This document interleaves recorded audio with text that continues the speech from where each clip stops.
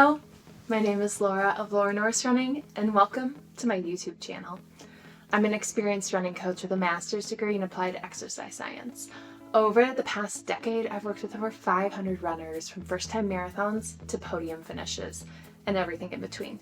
On this channel, I'm going to take your common running questions, common concerns of everyday runners, and answer them with some practical advice you can apply right away. And for today's topic, we're going to be talking about your common winter running questions. I sourced these from Instagram, but they're also ones that I've heard a lot from athletes over the years. While winter running certainly has its shares of obstacles, it does not have to be completely miserable. So let's jump straight into these questions. First question, is it okay to do all treadmill running all winter? And no matter what anyone on the internet says, yes, it is okay. Consistency is one of the most important factors for improving as a runner. You want to be able to stack mileage, overtraining time, months and months, years and years. That's what's really going to improve you. If the treadmill encourages you to run consistently in winter, then use it. Treadmill running is still running. It's very biomechanically and metabolically similar to outdoor running. Now, there are a few considerations with injury and with boredom, and the same things can solve both those problems. The treadmill does slightly constrain your running form more, and if you just set it to the same incline, 0%, 1% the whole time, you experience a lot of repetitive motion and loading. For some runners, this could increase your risk of an overuse injury, especially in the Achilles or hamstrings. You can take these steps, though, to reduce that injury risk and also make the treadmill a little bit more fun. The first one that I always recommend to my athletes is to vary the incline, both within an individual run and throughout your runs in the week. Outdoors, you rarely run on the exact same gradient, even if it's flat. So on the treadmill, mimic that. If you're doing a flatter run, still toggle it 0, 1, 2% up and down. Also, add in some hilly runs on the treadmill throughout a week. Take advantage of that incline that's right there. This will change your loading patterns and it will make it more interesting. Be careful though about very high inclines if you have existing Achilles or hamstring issues. The next is to rotate your running shoes. There is moderate research evidence supporting this practice for outdoor running, and the same principles apply. Choose different cushions, different stack heights and stuff to load your lower limbs differently, especially on the more repetitive treadmill. Third, even if you are in a base phase, vary your training paces a bit throughout the week. It can simply be going on the slower end of easy pace some days, higher end. You could pull some pickups, moderate pace stuff. There's a whole variety of ways to load your body differently on the treadmill. Next question. Does it make sense to run just in zone 2 during winter and combine it with strength training? And yes, this absolutely makes sense, especially if you tend to neglect strength training during a race training phase, or if you live in an area where it's cold, snowy, icy, whatever, making it not very safe for running fast outdoors. This is essentially kind of a strength phase, base phase wrapped into 2. You don't want to train the same year round, so having this distinct phase can really help you, and if winter's the time that makes the most sense for it, lean into that. A base phase reduces the stress that higher intensity running places on your body while maintaining desired aerobic adaptations to the mitochondria, capillaries, all of that. Most runners also struggle to build up muscle to lift consistently during race training, and that's logical. You only have so much time and energy in the day.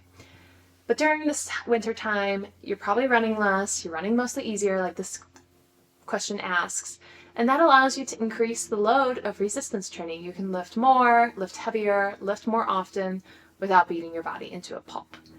Now, the one thing I would add is if you are unable to do any faster running at all, you do want to maintain some of those neuromuscular adaptations. You could do this through plyometrics. Add in hopping, jumping exercises, pogo hops, skater hops, etc. to your strength routine. I have runners do this in winter often and it helps, or if you have treadmill access or clear outside, sprinkle in strides 1 or 2 times a week. A little bit goes a long way neuromuscularly. A couple of questions I received were pretty much iterations of the same. How does the cold affect heart rate? Is it normal to have an unusually high heart rate in winter? Or is this an issue with heart rate monitor reliability? I want to address the question on smartwatch heart rate monitors first. These little optical heart rate monitors on your Garmin, Apple Watch, whatever. While technology of the optical heart rate monitors may be reliable and accurate at rest or low intensities, such as walking, research indicates that wrist-based heart rate monitors are less accurate and less reliable at higher exercise intensity than chest straps. This is especially true with running, with the jostling arm motion you get. BMJ 2023 study found that they tend to overestimate heart rate at higher intensities, so reading higher than it actually is. And other studies have found similar conclusions, that they just simply aren't accurate at higher intensities. The cold makes this even more so. The way that these optical sensors work is they use bright flashing lights to shine through the skin, and your blood flow patterns, your pulse reflects that light back. They measure that, get your heart rate. However, when it's cold outside, your body diverts more blood flow to your working muscles and your core, and your blood vessels tend to constrict. It's called peripheral vasoconstriction. Even if you're wearing gloves, you are less likely to have blood flow sent to your hands in the cold. And this change in blood flow can alter the accuracy, the validity of your heart rate measurement even further. It could just jumble out random numbers, pick up your cadence, your arm swing, just be generally wrong. Now let's say though that you are using a chest strap or an upper arm optical monitor.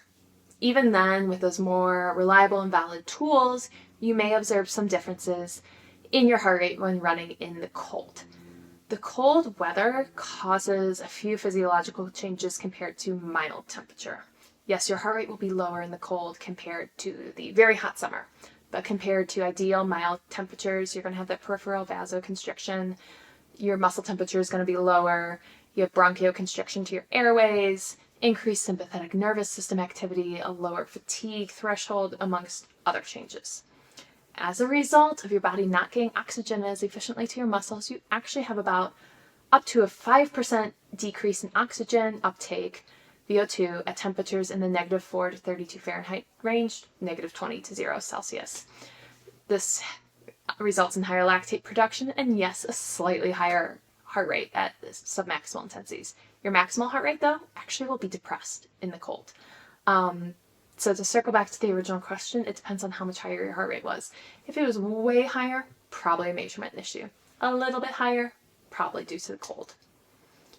Another common question relates to hydration in winter. Do I still need electrolytes when not sweating as much? So there is personal preference here. If you drink mostly with plain water, lean into that. But electrolytes can be still beneficial in the cold. One of the purposes of having sodium in your sport drink is that it encourages thirst. And this is helpful in the cold because the cold weather actually suppresses your thirst mechanism. It makes you less likely to realize how much you need to drink. And in winter, you still need to hydrate, even if less so than summer. The cold air entering your nose and mouth needs to be humidified and warmed before entering your lungs. So you lose some fluids humidifying that air. Plus, you generally do still sweat some in winter, even if not as much in summer.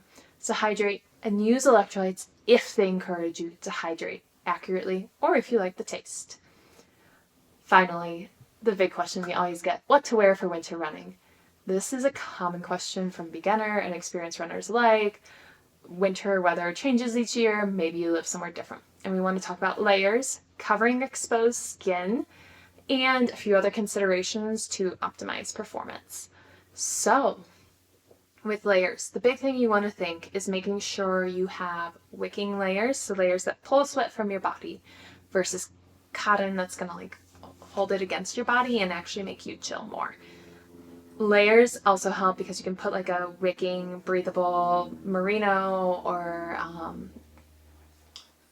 polyester layer close to your skin. That'll help wick off sweat. And then you can use the outer layers for something thicker to keep you warm. And maybe it's a quarter zip, a waffle, a vest, a jacket, whatever it is. You do want to make sure it's designed for running so that it does have some sort of wicking capacity. So on that top, use layers. I always like to also take like a singlet or something and have it be my bottommost layer just for a little bit of extra core warmth without warming up the arms too much, depending on the temperature. So lean into layers. Layers on top are your friend. Things like quarter zips, vest jackets let you also regulate a bit as your metabolic heat production increases on the run. Now, some runners will run in shorts no matter what, and if that's your thing, that's awesome, that's great. But once the temperature is dropping below 32 Fahrenheit, 0 F, it can actually be advantageous to make sure that you're wearing some sort of pant, legging tight to keep your leg muscles warm. If your muscle temperature drops too low, kind of like we were talking about with the cold weather, that's going to actually decrease performance. It might also increase your injury risk because cold muscles are more likely to strain and tear. Not what we want. So there's, no extra metals given out for wearing shorts when it's 15 degrees.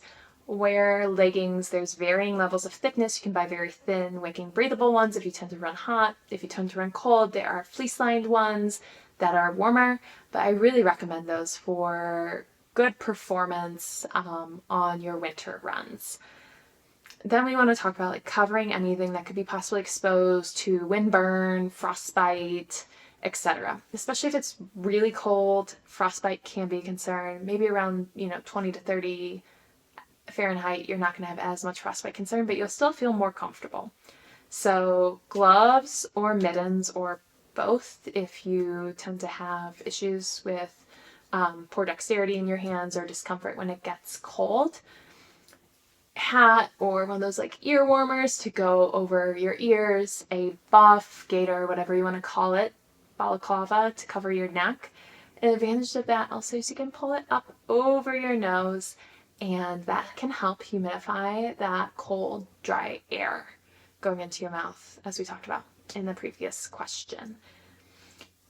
The one that I think is really important that can easily be neglected is taller socks. Obviously, you don't need knee-high socks, but something that's crew height is tall enough to cover your Achilles can really help. It's going to keep your feet and ankle warmer. Usually those socks are a little thicker anyway, but we really want to protect those sensitive areas like your Achilles, which might be working harder to stabilize over slick or snowy surfaces in winter. It can be a little bit more sensitive to the cold. The last thing we want is an Achilles injury in winter. So make sure that those socks go up high enough. And then from there, it really becomes trial and error. You might find that in bright, snowy climates like here in Colorado, sunglasses help. I know some runners in windy areas report that they like to use Vaseline on their face to protect against windburn. That can help too. So it is location dependent, but really we just want to make sure skin is covered, working muscles are adequately warm, and that sensitive areas for injury stay warm too. So hopefully this has all really helped. And this was a shorter video, but I just wanted to get this intro out there. If you're interested in having more science-based running tips, please subscribe to my channel. Please like this. Please share with your friends. You can find me at lauranorrisrunning.com, at Laura Norris Running on Instagram. I am also the co-host of the popular Tread Lightly podcast, which you can find on Apple and Spotify. And I want to hear from you, so please drop in the comments, what are some tips that have really helped you with your winter running? And what are some running questions that you want to have answered in a future episode? Thank you so much for watching and happy running.